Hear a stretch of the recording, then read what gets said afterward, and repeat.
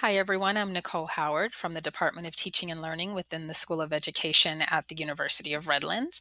I just want to go over fairly briefly here how I use EdPuzzle in my classes, both on the ground and online, and maybe show a couple of quick tips on setting up your own EdPuzzle.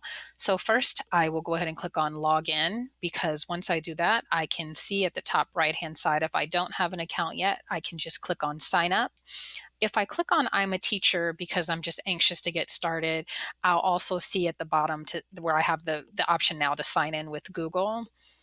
If you click on that, you will also have the opportunity to use your Redlands email. So you don't have to have multiple sign-ins. You can click on your Redlands email address, and then you'll be prompted to confirm your first and last name, your Redlands email, and then you'll click OK and continue, and then voila, you'll reach your My Content page. You may not have content yet on your page, but you'll have the blue button to add content. Right above there on the top right-hand side, you can see My Classes. As I click on My Classes, I see on the left-hand side all of my classes listed here. I just want to show really quickly what it looks like after, and then I'll go back and show you how to set up your own. So here you see where I have created 4 EdPuzzles for one class. And I can see the names of the EdPuzzles. I can see my start date, my due date, and then I can also see the progress in terms of how many students have completed viewing and responding to questions that I've embedded in these videos. Now, I also have a couple of other tabs up here. I have a student tab. I won't click on that today because I'm protecting my students' privacy, but that is where you have an opportunity to view each student's interaction with the content individually. So you can see how they responded to open-ended questions, and you can score and give feedback on those questions within the student space. You also can actually set up multiple choice questions within your EdPuzzles, so that way you don't have to go back and score. The students are automatically able to see how they responded to a question. What's really interesting or different about using multiple choice is that as students are watching their EdPuzzle, if you have a multiple choice question set up, you can also set it up so that if the student answers it incorrectly, they are then required to rewatch the segment that they just were asked the question about, and then they have to respond to the question again. So they're given multiple opportunities to answer the question correctly. So this is, again, just what my one class looks like that happens to have 4 EdPuzzles assigned. Now, on your left-hand side under My Classes, if you're new to EdPuzzle, you probably just see an option to add a new class. So I'll go ahead and click on that. And today we're going over creating a new class because Google Classroom, if you have it set up, you can click there and that would be linked to your Redlands G Suite. But for today, I want to focus on creating a new class. I always like to use the alpha numeric semester year approach to naming my EdPuzzle class accounts. You can add a description, although not necessary.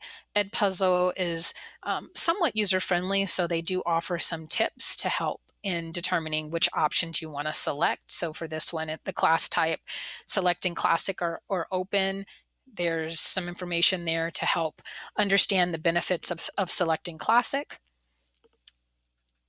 Click on Create a Class. And here you see what your class looks like before you add everything in. So now I'll click on the tabs just to show you.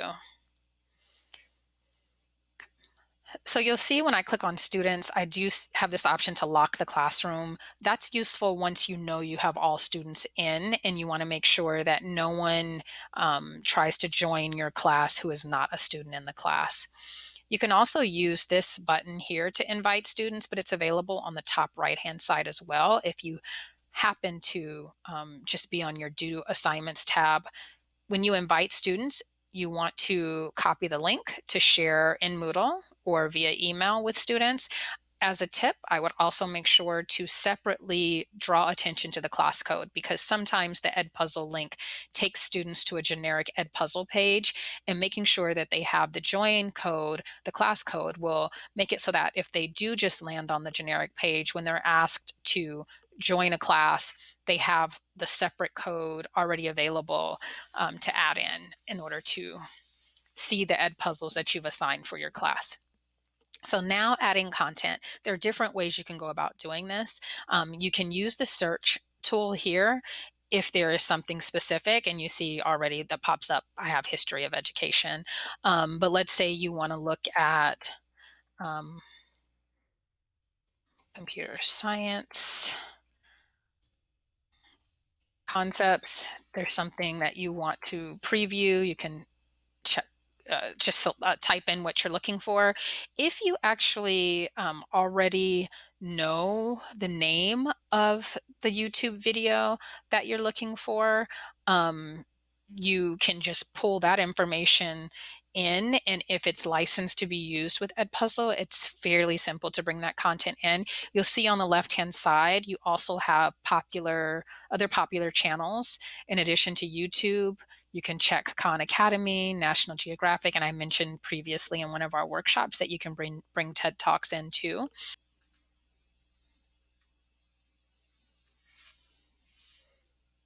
And so once you've decided which video you'd like to add, you can click and you'll see I have the option of edit, copy, unselect. So if I click to edit,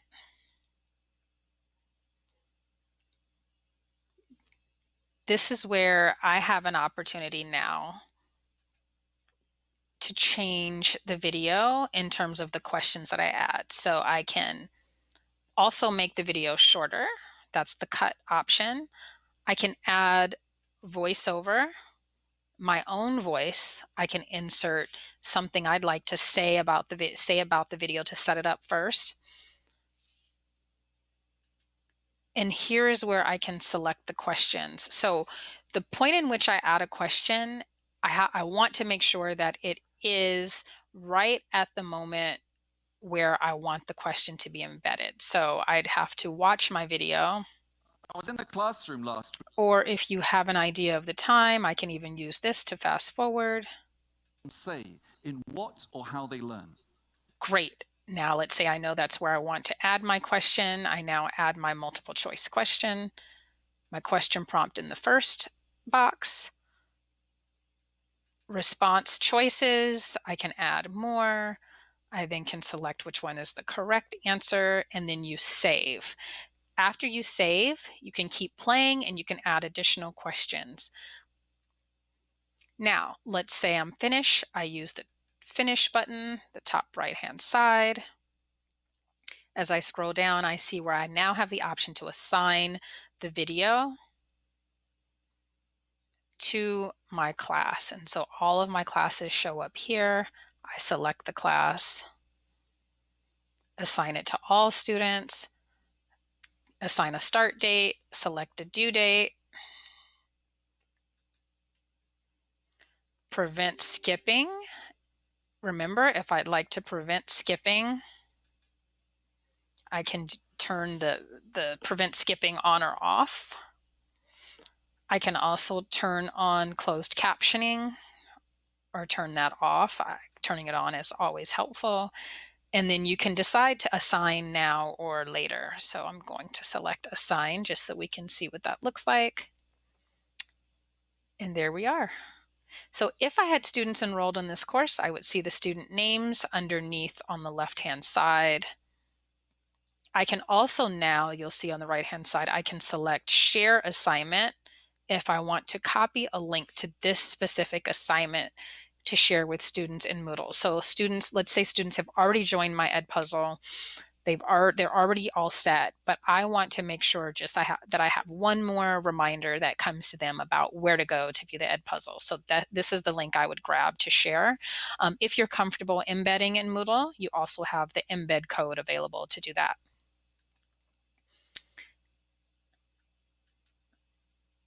Clicking go live allows you to use this option live in the class. So you don't have to just use EdPuzzle through distance learning or remote learning. You can also do an EdPuzzle in class, which is really fun and engaging. You can have students work in groups and you can watch the video as an entire class, and they actually respond to the prompts right there live with you. So just another option to think about, and thinking of a way to bring this technology into the class to go deeper on a topic or just to engage students on a topic further.